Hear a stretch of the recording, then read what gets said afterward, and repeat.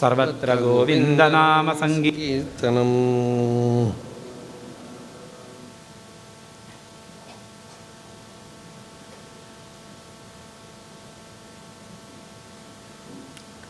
ക്ഷേമം ആണ് ചോദിക്കുന്നത് രാജാവ്. മോക്ഷം, മുക്തി, ജ്ഞാനം എന്നുള്ളതിനൊക്കെ മറ്റൊരു പേരാണ് ക്ഷേമം. ഇത്രയേ ഉള്ളൂ, വളരെ സിമ്പിൾ. ക്ഷേമം, വെൽബീയിങ്, ഫുൾഫിൽമെൻറ്റ് എന്നൊക്കെ പറയണമെന്ന്. എങ്ങനെയാണെങ്കിൽ ആ പരിപൂർണമായ സ്വസ്ഥത. ക്ഷേമം ഗച്ഛേത് അലംപടഃ.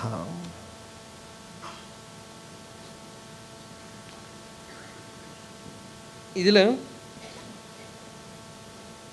ഈ ചോദ്യത്തിനുത്തരം ഓരോ യോഗികളായിട്ട് പറയണതാണ് നവയോഗി ഉപാഖ്യാനം. അതിൽ കവി എന്നുള്ള യോഗിയാണ് ആദ്യം പറയണത്. ഭയം നിവൃത്തി ആകലാണ് ഒരു സൈൻ, ഒരു ലക്ഷണം ജ്ഞാനത്തിൻ്റെ. പല സ്ഥലത്തുനിന്ന് ഭയം എന്ന് പറഞ്ഞല്ലോ. ഭയമില്ലാതിരിക്കാൻ എന്താ വഴി? മന്യേ അകുതശ്ചിത് ഭയം അച്യുതസ്യ പാദാംബുജോപാസനം അത്ര നിത്യം. ഭയം, കുതശ്ചിത് ഭയം എന്ന് വെച്ചാൽ എവിടുന്നും ഭയം. അകുതശ്ചിത്, ഒരിടത്തു നിന്നും ഭയമില്ല. ആരാണോ ഭഗവാന്റെ ചരണത്തിനെ ഉപാസിച്ചുകൊണ്ട് പിടിച്ചുകൊണ്ടിരിക്കുന്നത്. ഉദ്വിഗ്ന ബുദ്ധേഹേ, എപ്പോഴും മനസ്സ് അജിറ്റേറ്റഡാണ്. എന്താണെന്ന് വെച്ചാൽ ഒരു മഹാശക്തി എല്ലാം നടത്തിക്കൊണ്ടിരിക്കണു എന്നുള്ളൊരു വിശ്വാസമില്ല. നമ്മളുടെ കയ്യിലാണ് എല്ലാം ഇരിക്കണത് എന്നാണ്. നമ്മളാണ് എല്ലാ കാര്യവും നടത്തുന്നത്. നമ്മൾ ചെയ്തിട്ടില്ലെങ്കിൽ ഒരു കാര്യവും നടക്കില്ല. അപ്പോൾ പൂർണ്ണമായ ഒരു വിശ്വാസം, ശ്രദ്ധ ഭഗവാനിൽ ഇല്ലാത്തത് കൊണ്ടാണ് നമ്മളെ തന്നെ ചീത്ത വിളിച്ചോളും. നമുക്ക് മനസ്സ് വേവലാതിപ്പെടുമ്പോൾ നമ്മൾ നാസ്തികരാണെന്ന് അറിഞ്ഞോളും. മനസ്സിന് സമാധാനം ഇല്ലാതാവുമ്പോൾ നമ്മൾ അറിഞ്ഞുകൊള്ളും നമ്മൾ നാസ്തികരാണ്. അത്ര കണ്ട് ആനുപാതികമായിട്ട് അത്ര പെർസെൻറ്റേജ് നാസ്തികത നമ്മളുടെ ഉള്ളിലുണ്ട്. അത്രയും ഭഗവാന്റെ അടുത്ത് ശ്രദ്ധയും വിശ്വാസവും ഉണ്ടെങ്കിൽ ഒരു പക്ഷേ അങ്ങനെ മനസ്സ് വേവലാതിപ്പെട്ടാലും നമ്മൾ ഭഗവാന്റെ അടുത്ത് പോയി കരഞ്ഞ് അത് ഭക്തിയാക്കി മാറ്റും. ഇതാണ് ഭക്തിയിലൂടെ ഉള്ള വഴി. അങ്ങനെ വിശ്വാത്മനായത്ര നിവർത്തതേഭിഹി. മറ്റൊരു കാര്യം എന്താണെന്ന് വെച്ചാൽ വിശ്വം മുഴുവനും ഞാനാണ്. വിശ്വം തന്നെ ഞാനാണ്. ഏത് രൂപം എന്തൊക്കെ ആയാലും ഒരു ദുഃഖം വന്നാൽ ദുഃഖത്തിൻ്റെ രൂപത്തിൽ ഭഗവാനാണ്. ഒരു വിഷമം വന്നാൽ ആ വിഷമത്തിൻ്റെ രൂപത്തിൽ എൻ്റെ മുമ്പിൽ ഇപ്പോൾ വന്നിരിക്കുന്നത് ഭഗവാനാണ്. ഇങ്ങനെയാണ് ഭഗവാൻ ഭക്തൻ്റെ ദർശനം. കോൺഫ്ലിക്റ്റേ ഇല്ല, ഇവിടെ കോൺട്രഡിക്ഷനേ ഇല്ല. നല്ലത് മാത്രം ഇത് അങ്ങനെയൊന്നുമില്ല. വിവേകാനന്ദ സ്വാമിയുടെ അടുത്ത് പറയുന്നുണ്ട്, കൽക്കട്ട മുഴുവൻ പ്ലേഗ്, ആളുകളിങ്ങനെ മരിച്ചുകൊണ്ടിരിക്കണം. അപ്പോൾ ആ ഒരു ദുഃഖം അതൊക്കെ അഫക്റ്റ് ചെയ്തിങ്ങനെ ഇരിക്കുമ്പോൾ കാളിയുടെ ഒരു ദർശനമാണ്. കാളി ഇങ്ങനെ നർത്തനം ചെയ്യുന്നതായിട്ടും ശവങ്ങളുടെ ഇടയിൽ നർത്തനം ചെയ്യുന്നതായിട്ടൊക്കെ ദർശനം. അതിലാണ് കാളി ദ മദർ എന്ന് പറഞ്ഞിട്ടൊരു കവിത. അതിൽ പറയുന്നുണ്ട്, one who is ready to hug the very form of death, to him mother comes. Worship the terrible, then only you can transcend the terrible. Don't be afraid of the terrible, because it is there. ഭയങ്കരമായ രൂപം, ഉഗ്രമായ രൂപം. ആഖ്യാഹിമേ കോഭവാൻ ഉഗ്രരൂപ. പ്രസന്നമായ കൃഷ്ണനാണ് അവിടെ ഉഗ്രരൂപനായിട്ട് നിൽക്കുന്നത്. ആ ഉഗ്രരൂപത്തിലും അത് നരസിംഹാവതാരമാണെന്ന് കാണുമെങ്കിൽ അത് ഭഗവാന്റെ സ്വരൂപമാണെന്ന് കാണണം. അതാണ് അദ്വൈതം. അദ്വൈതം എന്ന് വെച്ചാൽ ഇങ്ങനെ ഈ പൂജാമുറിയോടുകൂടെ നിൽക്കില്ല. നല്ലത്, ചീത്ത, ഗുണം, ദോഷം, അതാണ് പൂർണ്ണമതഃ പൂർണ്ണമിതം. ഇതം എന്ന് വെച്ചാൽ ഇതൊക്കെയാണ്. പൂർണ്ണമതഃ എന്ന് വെച്ചാൽ സച്ചിദാനന്ദമായി സൃഷ്ടിസ്ഥിതി സംഹാരാദികളൊന്നുമില്ലാതെ അശരീരമായി നിർഗുണമായി ശുദ്ധ ചൈതന്യമായിട്ടുള്ളതാണ് പൂർണ്ണമതഃ. പൂർണ്ണമിതം എന്താ? നമ്മളുടെ മുമ്പിൽ അനുഭവിക്കുന്നതായ എല്ലാ കുഴപ്പങ്ങളോടുകൂടിയുള്ള ഈ ലോകം, ഈ ജീവിതം, അതെങ്ങനെ പൂർണ്ണമായിട്ട് കാണണം? ഇത് സർവവും അദ്വൈതം എന്ന് പറയുമ്പോൾ ഇവിടെയുള്ള എല്ലാ കോൺട്രഡിക്ഷൻസോടുകൂടെയും ഒരു സ്വർണം തന്നെ വളയും മാലയും മോതിരവും ആവുന്നു. സ്വർണം തന്നെ, ഞാൻ കണ്ടു ഒരാൾ സ്വർണം കൊണ്ട് പല്ല് കുത്തി ഉണ്ടാക്കിയിരിക്കും, പല്ലിൽ കുത്താനായിട്ട്. ധാരാളം സ്വർണ്ണമുണ്ട്, എന്ത് ചെയ്യണമെന്ന് അറിയില്ല. സ്വർണം കൊണ്ട് പണ്ട് ചിലർ വാളൊക്കെ ഉണ്ടാക്കിയിട്ടുണ്ട്, കത്തി. അപ്പോൾ സ്വർണമാണ്, ഈ സ്വർണം തന്നെയാണ് വാളും കത്തിയും ആഭരണങ്ങളും ആയുധങ്ങളും വിഗ്രഹങ്ങളും ഒക്കെ.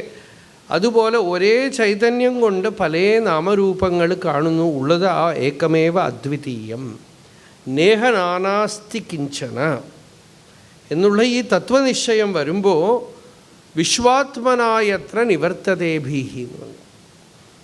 വിശ്വം മുഴുവൻ താനാണെന്നുള്ള അറിവോടുകൂടെ ഭയം അവിടുന്ന് വിട്ടുപോകുന്നു. ഭയം രണ്ടാമതുണ്ടെങ്കിൽ ഭയമുണ്ട്.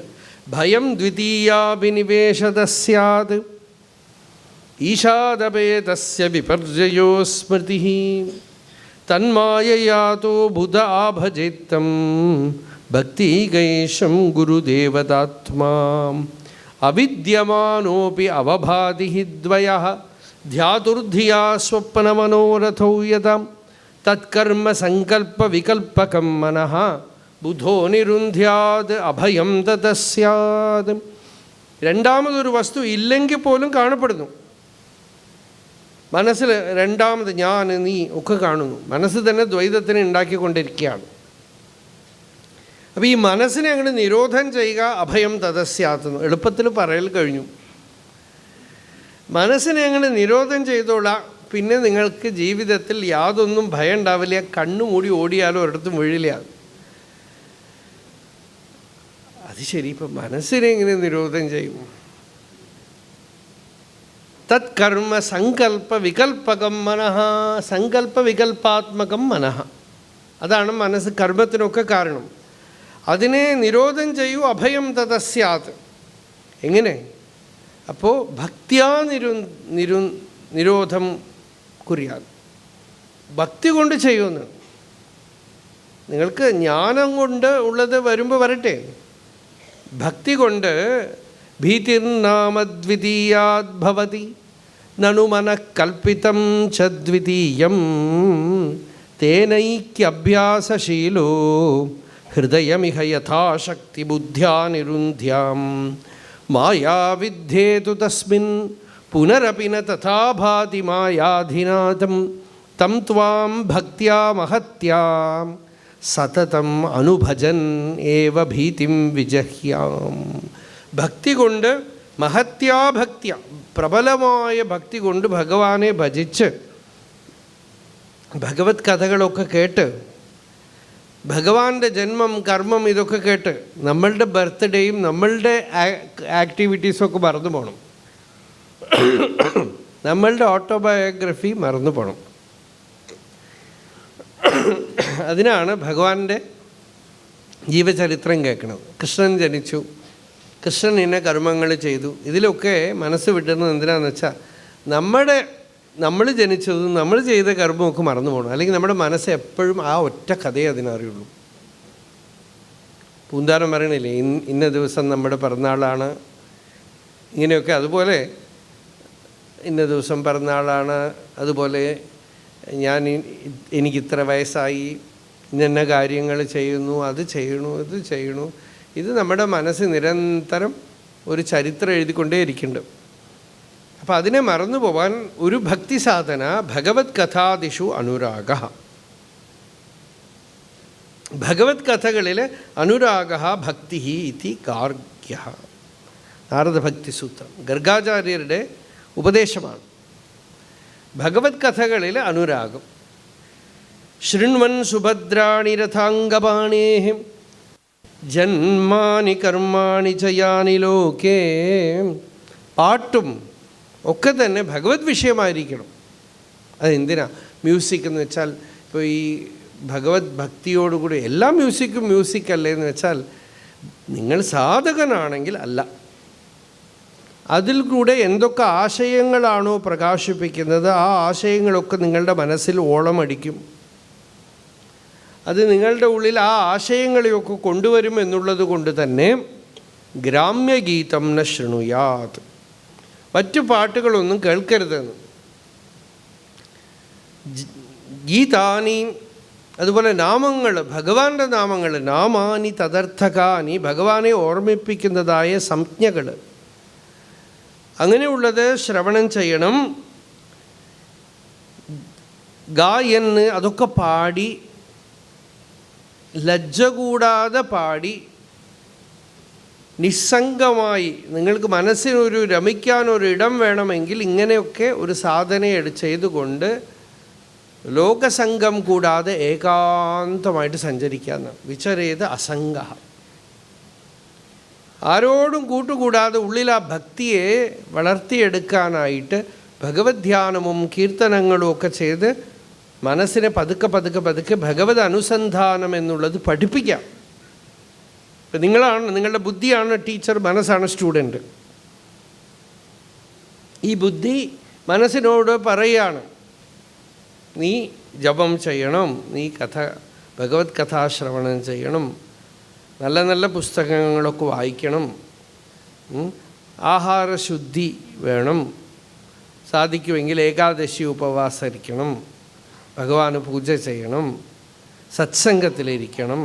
ഇങ്ങനെ സ്വന്തം മനസ്സിനോട് ഓരോന്നോരോന്ന് പറഞ്ഞ് ഡിസിപ്ലിൻ ചെയ്തെടുക്കുകയാണ് മനസ്സിനെ ബുദ്ധിസാരഥി എന്നാണ്. ബുദ്ധിയാവുന്ന സാരഥി മനസ്സിനെ ഓടിക്കുകയാണ്, മനസ്സിനെ ശരിയാക്കുകയാണ്. അങ്ങനെ ഏവം വ്രതസ്വപ്രിയനാമ കീർത്തിയ, ഭഗവൻ നാമം എന്ന് പറയുന്നത് ഒരു വിത്താണ്. ആ വിത്ത് കുഴിച്ചെടുത്ത് തപസ്സാകുന്ന വേലി കെട്ടി ശ്രദ്ധയാകുന്ന വെള്ളമൊഴിച്ച് സത്സംഗമാകുന്ന വളമൊക്കെ ഇട്ട് കൊടുത്താൽ ഒരു മഹാഭാവമാവുന്ന ഒരു വൃക്ഷം ആ വിത്തിൽ നിന്നും മുളച്ചു വരും. ഭഗവത് അനുഭൂതിയാകുന്ന ഒരു വൃക്ഷം ആ വിത്തിൽ നിന്നും മുളച്ചു വരും. ആ നാമം ഭാവനാപ്രസൂതിയാണത്. ഭാവനാപ്രസൂഹു.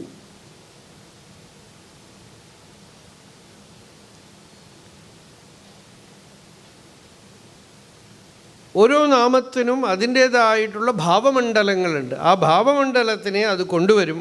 അങ്ങനെ കൊണ്ടുവരുമ്പോൾ ജാത അനുരാഗ, ഉള്ളിൽ ഭഗവത് പ്രേമം ഉണ്ടാവും.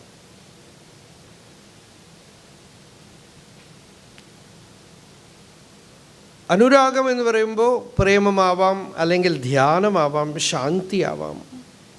ഹൃദയം ഉരുകും. ദ്രുതചിത്തബുച്ഛൈ, ചിലരുടെ സംസ്കാരം അങ്ങനെയുള്ള ഭക്തിഭാവമാണെങ്കിൽ ഹസതി.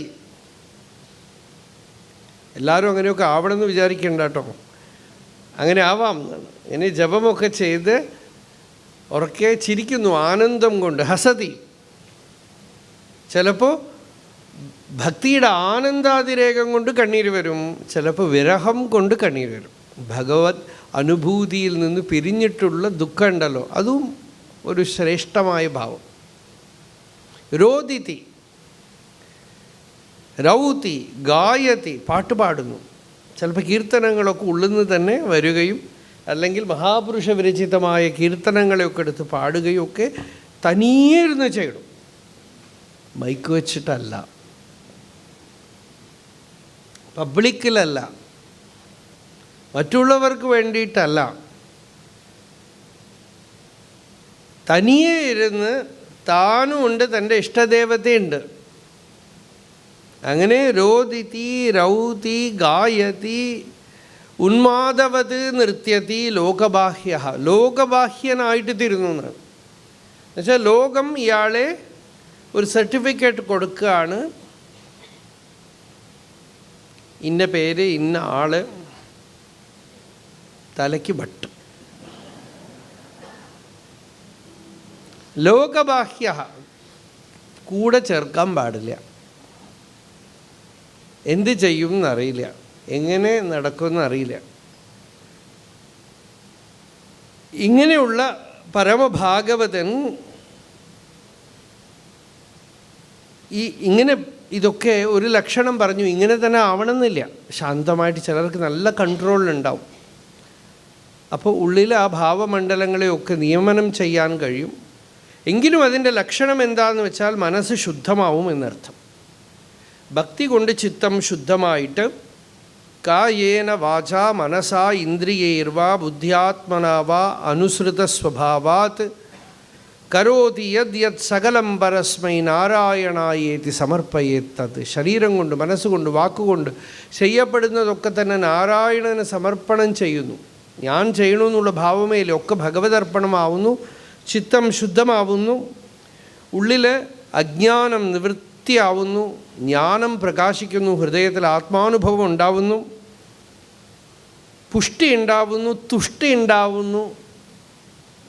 ഒക്കെ ഉണ്ടാവണമെന്നാണ്. ഭക്തിയുടെ പുഷ്ടി, ജ്ഞാനത്തിൻ്റെ തുഷ്ടി, ആനന്ദാതിരകം കൊണ്ടുള്ള പുഷ്ടിയും ജ്ഞാനം കൊണ്ടുള്ള തൃപ്തിയും, തുഷ്ടിയും പുഷ്ടിയും ഉണ്ടാവുന്നു. അതുണ്ടായിട്ട് ഭക്തി പരേശാനുഭവ വിരക്തി, മറ്റു വിഷയങ്ങളിലൊക്കെ വൈരാഗ്യമുണ്ടാവുന്നു. ജഗത്തിനെ ഭഗവത് സ്വരൂപമായിട്ട് കാണുന്നു. പഞ്ചഭൂതാത്മകമായ പ്രപഞ്ചം പഞ്ചഭൂതാത്മകമായിട്ട് കാണുന്നില്ല, ഹരിയുടെ ശരീരമായിട്ട് കാണുന്നു.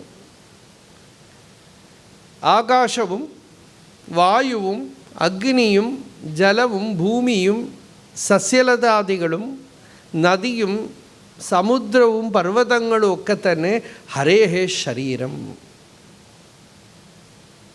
ഖം വായും അഗ്നിം സലിലം മഹിം ച ജ്യോതിംഷി സത്വാനി ദിശോദ്രുമാദീൻ സരിത് സമുദ്രാംശ ഹരേഹേ ശരീരം യത്കിഞ്ചഭൂതം പ്രണമേതനന്യഃ. എല്ലാത്തിനെയും നമസ്കരിക്കുന്നു എന്ന് വെച്ചാൽ അനന്യഃ, എന്നിൽ നിന്ന് അന്യമല്ല എന്നാണ്. പിന്നെ എങ്ങനെ നമസ്കരിക്കും? ആ ജ്ഞാനം തന്നെയാണ് നമസ്കാരം. അനന്യഭാവം തന്നെയാണ് നമസ്കാരം. ഒന്നും ആത്മസ്വരൂപത്തിൽ നിന്ന് അന്യമല്ല. സകലതും ആത്മസ്വരൂപമായിട്ട് തന്നെ കാണുമ്പോൾ അവിടെ ജ്ഞാനവും വൈരാഗ്യവും സന്തോഷവും ആനന്ദവും ഒരേ സമയത്തുണ്ടാവുകയാണ്. ഇങ്ങനെ ഭവന്തി ഇത്യച്യുതാംഗ്രിം ഭജതോനുവൃത്യാ ഭക്തിർവിരക്തിർഭഗവത് പ്രബോധഃ ഭവന്തി വൈ ഭാഗവതസ്യ രാജൻ തതഃ പരാം ശാന്തിം ഉപൈതി സാക്ഷാത്.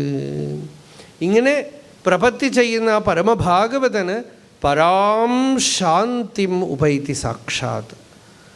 അത്യദ്ഭുതമായ ശാന്തി, ഉള്ളിലെ സമാധി, പൂർണ്ണമായ സമാധിസ്ഥിതി, പരമപ്രശാന്തി ഹൃദയത്തിൽ ആവിർഭവിക്കുന്നു. പരാം ശാന്തിമുപൈതി സാക്ഷാത്. ഇങ്ങനെ ഹരി കവി എന്ന യോഗീശ്വരൻ ഭാഗവതധർമ്മം ഉപദേശിച്ചു രാജാവിന്. അടുത്തത് ഹരി എന്ന യോഗീശ്വരൻ്റെ അടുത്ത് ചെന്ന് ചോദിക്കുകയാണ്, എനിക്കിത്തിരി ഭാഗവതധർമ്മം എനിക്ക് പറഞ്ഞു തരുമോ? ഏത് ലിംഗം കൊണ്ടാണ് നമ്മൾ ഭാഗവതനാണെന്ന് അറിയേണ്ടത് ഒരാൾ എന്നാണ്. അതൊരു അധ്യായം വായിച്ചിട്ട്